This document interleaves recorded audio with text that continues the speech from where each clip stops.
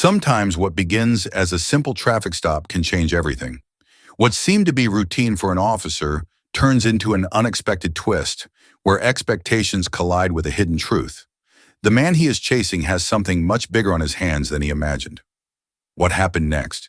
Stay to the end to discover a fascinating story of prejudice, consequences, and redemption. And in the meantime, tell us where you're watching from. The Sacramento sky was beginning to darken, tinged with shades of gold and orange by the slowly setting sun. David Hunter, tired after a long day at work, was driving home. The sound of his sedan's engine was soft, almost soothing, as he adjusted the air conditioning temperature, seeking relief after hours of stress at the office. The radio, mostly turned off, played soothing tunes that accompanied him as the city lights flickered by. Approaching a traffic light that was changing from yellow to red, David slowed down without thinking. It was just then that the blue and red lights of a patrol car illuminated his rearview mirror, followed by the roar of the siren.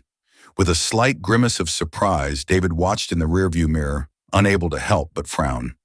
Slowly, he pulled to the side of the road, rolled down the window and waited as the patrol car pulled up right behind him. Out of the vehicle stepped Officer Jonathan Hayes, a man in his 30s, with short hair and a shiny badge on his chest. He adjusted his belt as he approached David Hunter's car, projecting the assurance of someone who is used to being in control of the situation. "Your license and car papers, please," Hayes said in a firm voice, but without raising his tone too much. David reacted without rushing, opening the glove compartment calmly and taking out the documents. Although his movements were calm, he could feel Hayes's penetrating gaze, as if searching for something beyond the obvious. "Do you know why I stopped you?" Hayes asked, leaning toward the car window. "I'm not entirely sure," David replied in a calm but confident tone.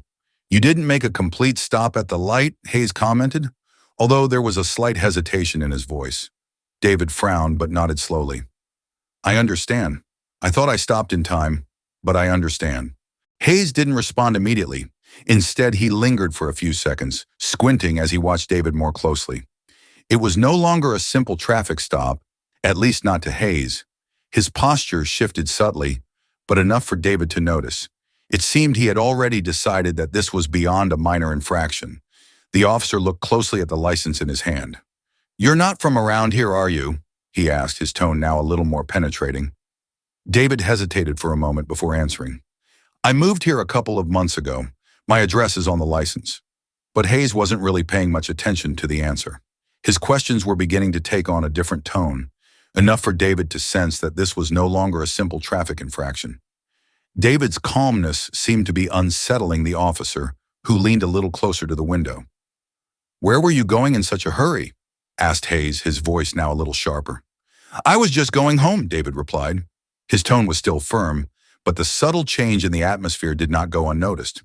Hayes no longer saw David simply as a driver. Now he saw something more, something that aroused his suspicion. David could feel the tension building, but he didn't let anything faze him. What Officer Hayes didn't know was that David's outward calm was not a sign of naivete. It was control. This was just the beginning. Hayes took a step back, folding David's papers with exaggerated slowness before tucking them into his pocket. He straightened up, and his expression became slightly more arrogant, as if he had already drawn a conclusion about the man in front of him. "Get out of the car," Hayes ordered, his voice firm. David's grip on the steering wheel tightened for a moment, but his face revealed no emotion. "Is there a specific reason for that, officer?" he asked in a calm tone. Hayes's lips twitched slightly, but he quickly hid any expression. "I told him to get out of the car," he replied, his tone taking a more authoritative turn. "Don't make this any more complicated than it needs to be." The threat was there, hovering in the air, unspoken but completely clear. David exhaled slowly and opened the door. Stepping down, Hayes watched him carefully, assessing every detail. David was a little taller than Hayes, with broad shoulders, but his posture was not that of a threatening person. His well-cut suit gave the impression of professionalism, and his perfectly shined shoes suggested that he paid attention to even the smallest details, but none of that seemed to matter. Hayes pointed toward the front of the car. "Hands where I can see them." David obeyed without hesitation, his movements quiet but precise. "Are you looking for anything in particular?" he asked, unfazed. Hayes gave a slight smile, but his tone remained authoritative. We're just following protocol. We've had some incidents around here, and you can never be too careful. David slowly turned his head, watching the officer with a steady gaze. Incidents with men in business suits driving sedans? Or is there something else behind all this? The question was direct and precise, like a surprise blow, and for a moment, Hayes's composure cracked. He straightened, his hand instinctively moving to his belt. Careful what you say, he warned, his tone hardening.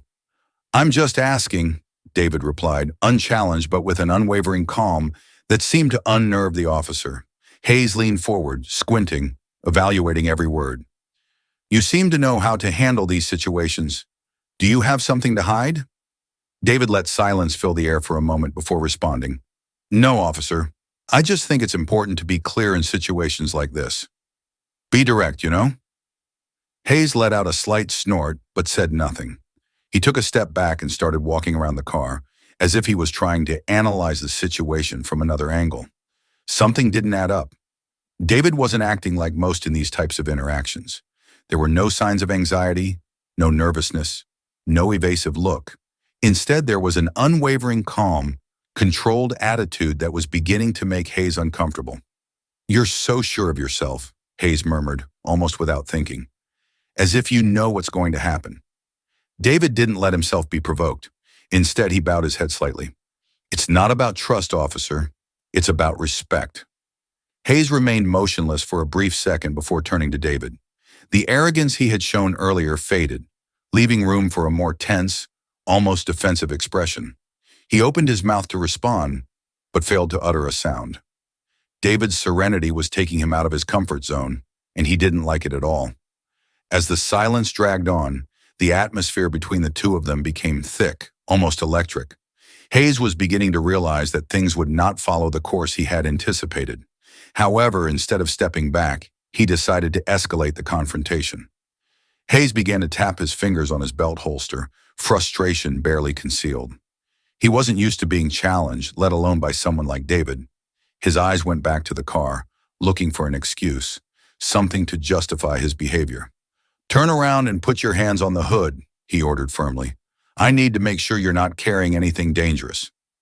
David raised an eyebrow with a mixture of disbelief and calm. Weapons? He repeated, keeping his tone calm. Do you really see me as someone who carries a weapon? Hayes gritted his teeth, and for an instant, his posture wavered. I'm not going to ask you again. David hesitated for a moment, a spark of something unintelligible passing across his face. Without a word, he spun on his heels and placed his palms on the hood of the car. Hayes approached. The sound of his boots on the pavement broke the tense silence. The officer searched David with quick, jerky movements, his hands lingering longer than necessary. It was not a simple search, but a maneuver to impose his dominance, to force a reaction. But David showed no sign of discomfort. His body remained relaxed, as if accustomed to this invasion. He's clean, Hayes murmured, stepping back. The words came out reluctantly, as if he was annoyed that he hadn't found anything to back up his hunch. David turned to him, his face remaining impassive, but his eyes reflected a sharp intensity. Of course I am, he replied calmly. Now, officer, if you're finished. I'm not finished, Hayes interrupted, raising his voice, his tone higher than he intended. The words escaped quickly, betraying his frustration. You seem to have an exact knowledge of what I can and can't do. Could you explain to me why?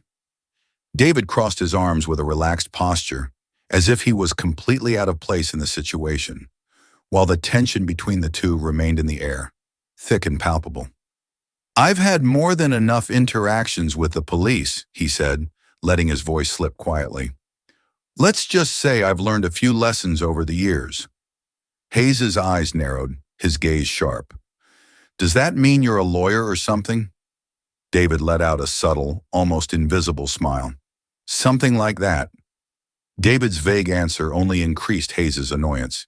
He took a step toward him, invading his personal space with a defiant attitude, his voice dropping to an almost hostile tone. Listen, do you really think you're smarter than I am? You think you're going to get out of this with your words? David didn't hesitate for a second. He kept his gaze steady, imperturbable. "I don't think anything, officer. I only believe in justice. And so far, I haven't seen a hint of it here." Those words floated in the air, like a direct challenge. Hayes, furious, did not take long to fall into the trap. "Justice? Do you really think this has anything to do with that? People like you always—" The officer paused, his breath quickening in frustration as the words caught in his throat. Irritation had given way to a puzzling doubt, something he couldn't admit, even to himself. David had seen through his facade, had picked up on what had gone unsaid, and that left him in a vulnerable position. "People like me?" David repeated, his tone soft but infused with a charge that made Jonathan's words feel even heavier.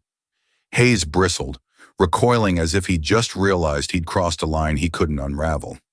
"You know what I mean," he muttered, though his tone lacked the conviction it had moments before.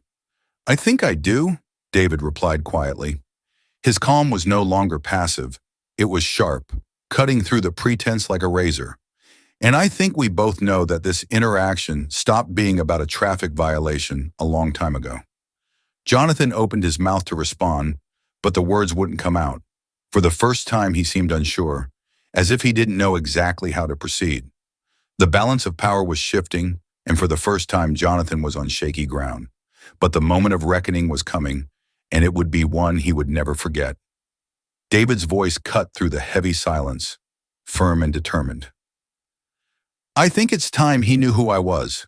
Hayes's eyebrows arched, his annoyance returning instantly. "I don't care who you are," he replied immediately, though his tone betrayed some doubt. David reached into his pocket, his movements quiet but measured. "I'm going to pull out my ID," he commented, watching Hayes's hand tighten near his gun. "No need to tense up. I just want you to see it." The words hung heavy in the air, laden with unspoken tension. Hayes's eyes followed David's hand as he pulled out a leather wallet and opened it, revealing a gleaming badge. "David Hunter," David said, as casually calm as if he were in ordinary small talk. "Chief of Internal Affairs, Sacramento Police Department." Hayes froze, his eyes flicking from the badge to David's face, searching for some indication that what he had just heard was a lie. However, there was not a hint of amusement in David's expression, only calm authority accompanied by a subtle glimmer of disappointment. David took a step back, leaving room for Hayes to take a breath, but his tone was still cutting. "This is how it's going to happen," he said calmly. "Now you step back, give me back my papers, and think carefully about what you're going to say next." Hayes's lips parted, but he hesitated, clearly conflicted between defying him or giving in. The indecision cost him. Then David added, his voice softening slightly, "You'll hear from me again, but not as the driver you stopped along the way, but as the person in charge of deciding whether you're fit to continue wearing that badge." Hayes swallowed, his face turning red as he realized the magnitude of the moment. He reached into his pocket and pulled out David's license and registration, shaking slightly as he handed them to him. David took them calmly, slowly tucking them into his wallet. He approached the driver's door of his car, pausing with his hand on the handle. He glanced over his shoulder, meeting Hayes's eyes one last time. "Remember this, Officer Hayes," David said. "The badge doesn't make you better than anyone else. It makes you accountable to everyone." As David walked back to his car and started the engine, Hayes stood in the waning light, his confidence shaken and his future left up in the air. But for David, this was far from over. His next move would leave an imprint on the entire department. The ride back was silent, but David's mind was far from quiet. The encounter was still swirling around in his head, not because it was a one-time event, but because it wasn't. Hayes was not the first officer David had dealt with in this manner, and he knew he would not be the last. But this time the circumstances would be different. This time David had the power to do something about it. The next morning David sat at his desk, the first rays of sunlight streaming through the cracks of the office in the Internal Affairs Division of the Sacramento Police Department. A file was open in front of him. Officer Jonathan Hayes. His record was not spotless. Minor complaints of inappropriate conduct, excessive stops, and vague conflicts that were never properly addressed. David leaned back in his chair, fingers interlocked as he pondered the repercussions. Hayes was no exception. It was a reflection of a larger problem, and David was unwilling to put a Band-Aid on a wound that needed surgery. A knock on his office door interrupted his thoughts. His assistant, Jessica, entered with a stack of documents in her hands. "Good morning, Mr. Hunter," she said. "I have the summary of last month's misconduct cases. Also, Chief Morris wanted to remind you about the department review next week." David nodded, taking the reports from her. "Thank you, Jessica. Could you also schedule a meeting with Chief Morris for this afternoon? There's something I need to discuss with him." Jessica hesitated, sensing the seriousness in David's tone. "Sure," she replied before leaving the office. David averted his gaze to Hayes's file, but his attention was not solely focused on the officer. This was much more than a simple confrontation. This was about a culture that allowed someone like Hayes to think his behavior was acceptable. And if there was one thing David was clear about, it was that culture starts at the top. Hours later, David was sitting across from Chief Morris in a meeting room. Morris, an experienced man with gray hair and a firm posture, watched him intently as David told him about the arrest. "I could have ignored it, considering it just another unfortunate interaction," David said, his tone firm but resolute. "But that would have been a grave mistake. Hayes's behavior is not isolated. It reflects a culture that needs to be changed." Morris ran a hand across his forehead, sighing deeply. "It's not the first time Hayes has been mentioned," Morris admitted, "but we've always dealt with it internally, quietly. And therein lies the problem," David replied. "Silence doesn't solve anything. Silence only perpetuates the problem. It's time to do something about it." Morris stared at him, the weight of the conversation reflected in his face. "What do you suggest?" "A department-wide assessment," David said without hesitation. "Not just of individual cases, but of our entire training, our protocols, and our accountability policies. We can no longer sweep this under the rug. If we don't set ourselves to a higher standard, how can we expect the community to have faith in us?" Morris leaned forward, his fingers interlocked on the table. "This is going to create quite a stir." "Perfect," David replied calmly. "It's about time someone took the initiative." The weeks that followed were a whirlwind of conferences, investigations, and report gathering. David spent long hours gathering evidence, talking to officials and holding open sessions with the community to hear their concerns firsthand. The episode with Hayes became a turning point, a moment that forced the institution to confront its failings directly. Hayes, meanwhile, faced an internal evaluation. David did not try to hide his role, standing in front of Hayes throughout the process, watching the officer squirm under the pressure of the review. The review resulted in a suspension, but David understood that the real victory was not in punishing Hayes, but in preventing another similar case from occurring. Months later, David was on stage at a local event, speaking to an audience of officials, city officials, and community members. He focused his speech not on pointing fingers, but on talking about accountability, about a shared commitment to building a system that served everyone equally. His words were not only an invitation to take responsibility, but a promise of transformation. "True justice is not just about punishing the guilty," David said, his voice resonating firmly in the auditorium. "It is about ensuring that those charged with protecting and serving do so with honesty, fairness, and a deep respect for every person they encounter. That is the badge I believe in, and that is the badge we are forging here together." The applause that followed was deafening, but David didn't get carried away by the ovation. For him, this did not represent the closing of a stage, but the beginning of something much bigger. As David descended from the podium, his eyes scanned the audience, some doubtful, some hopeful, but all attentive. He knew the change would not be immediate, but it would come, and for now that was enough.